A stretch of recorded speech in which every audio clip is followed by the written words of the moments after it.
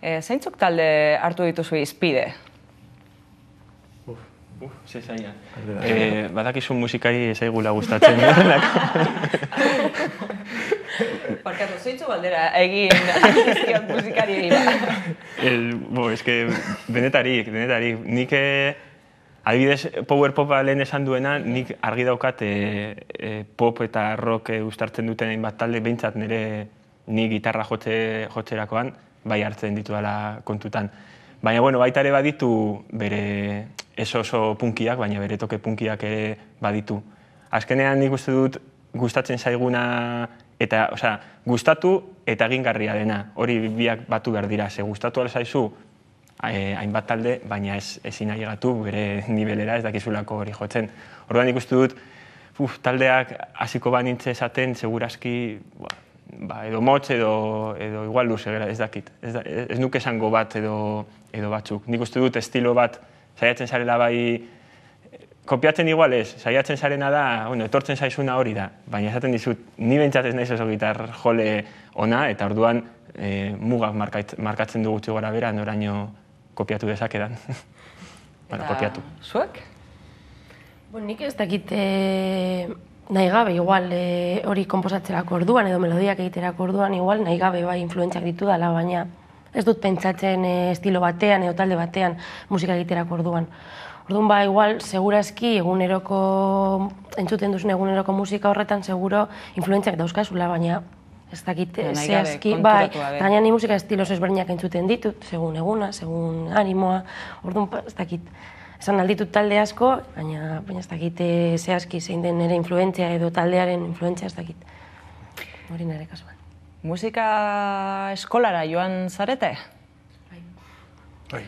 Nik esan da oso gitxi joan naz, Ni autodidakta izan naiz, ia betienek, baina, egia da, ikasi dut gehiago urte hauetan jotzen. Bai, eskenatokietan, musika eskolan ikasi nuena baino gehiago. Egia da, oinarri bat behar dela askotan, musika tresna bat ikasten hasteko eta, oinarri ona izan zen, bere garaian, baina orain ez daukaden bolarik bueltatzeko, ja. Zuk bateria jotzen dauzu, ezta? Bai. Maria kabesten du, eta zu klaseak hartu dituzu? Baina nik txikitatik joan naiz musika klaseetara, eta baina nik pianoa egiten nuen.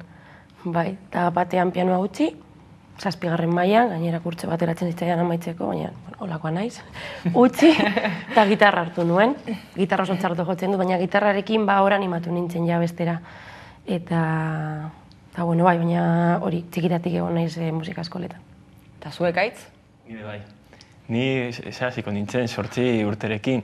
Gainera, gauza oso kuriosoa, hasi nintzen, gogoratzen naiz, margosten hasi nintzela olako orkesta bat, eta nireitak esan zuen, honi musika gustatzen zaio, eta izango da marrazkia gustatzen zaiola, baina oian marrazkia nire arreba zegoen, orduan ni musikan bideratu ninduten, eta eskerrak. Eta gero hori hasi nintzen gitarrarekin, utzi nuen bebai 6. o 7. mailan, nuen bukatu. Eta orduan hasi nintzen ja, gitarra elektrikoarekin pixkat lehenengo gauzak egiten, baina oinarri bat bai beharrezkoa dela bintzat jakiteko gero zure gauzak egiten bai. Gero, blog horretan ere irakurri dut zuzeneko bira bat prestatu behar duzuela.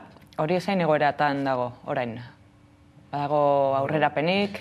Pasadan astean egingo nuen gure lehenengo kontzertua nahiko, ez lagunen artean, baina, gehiegi esan barik, Bakioko gaztetxean, eta aste honetan ja esan dezakegu bihartik aurrera hasten dela benetako bira. Eta Balmasedan egongo gara etxe bizitzaren inguruko diska horren zuzeneko aurkezpenean. Eta betik aurrera ateratzen zaizkigun kontzertu guztietan. Baina lau edo lotuta dauzkazuela da, ezta? Non izango dira horiek? Izango dira, hori bihar Balmasedan, Otsaiaren 19 uste dut Kurkudin Leioan, Otsaiaren 20an Zorrotzan, eta 26an Ugaun Beti Tabernan.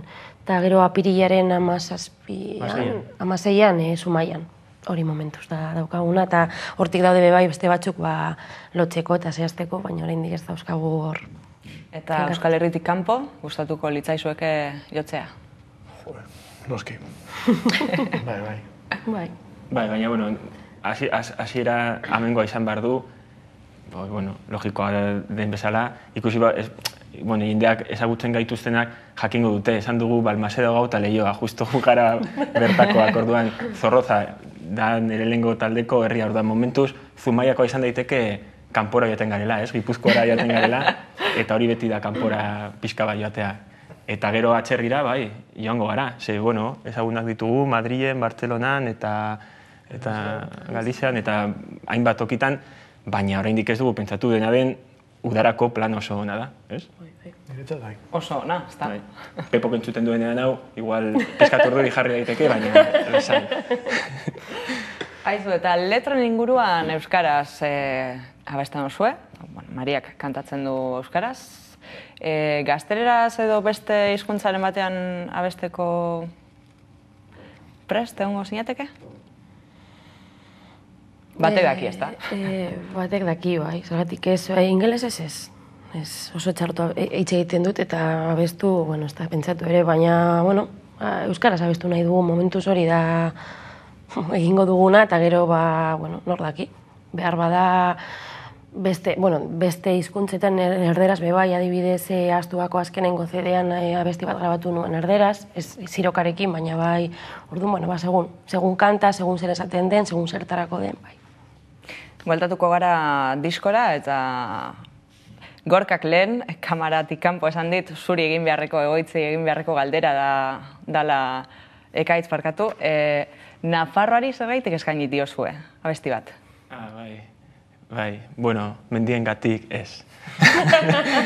Ez, guke, aspaldiko partez, badakizu, azken finean bakoitzak bere ideologia, bere bizitzan zehar garatzen dijoa, eta momenturen batean, ohartu nintzen, edo ginen, edo ni baino, jende asko, Euskal Herritarrak Nafarrak izan garela beti, eta Nafarroa hitza edo Euskal Herria hitza oso parekotasuneko hitzak edo berdintzat bezala hartu beharko genituzke naiz eta gaur egun, lurralde zatiketa bat egon, Nafarroa garaia gauza bat da, eta Nafarroa kontzeptua, edo Nafarroa osoa kontzeptua, beste bat da, eta orduan, ikusten danez, historiak ez digu salbatuko, herri hone bakarrik herriak bera salbatuko duelako, baina historiatik jaso ditzazkegun hainbat irakaspide, hobeto egiteko edo gauzak gainditzeko baliago erogarriak izango dira. Orduan, historiaren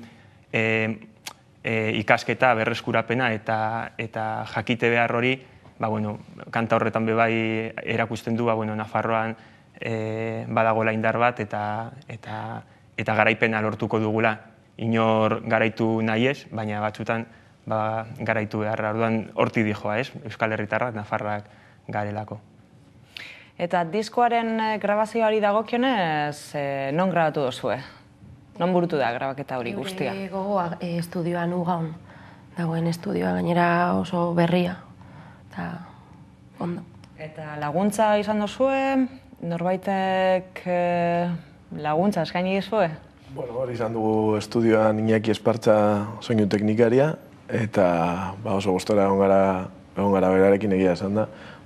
Teknikari berria da, baina, nire ustez lan oso polita egin du, asko lagundu digu gainera, ideiak, soinu honen ateratzen saiatu da.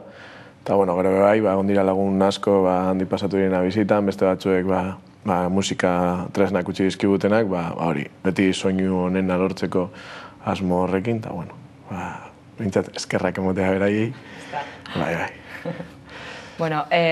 Bukatzen joango gara, izan ere Zirokako kideak hemen gero abesti bat kantatuko dute, ezta? Azken galdera, zer eskatzen diozue musikari? Musikari? Nik esango nuke musika,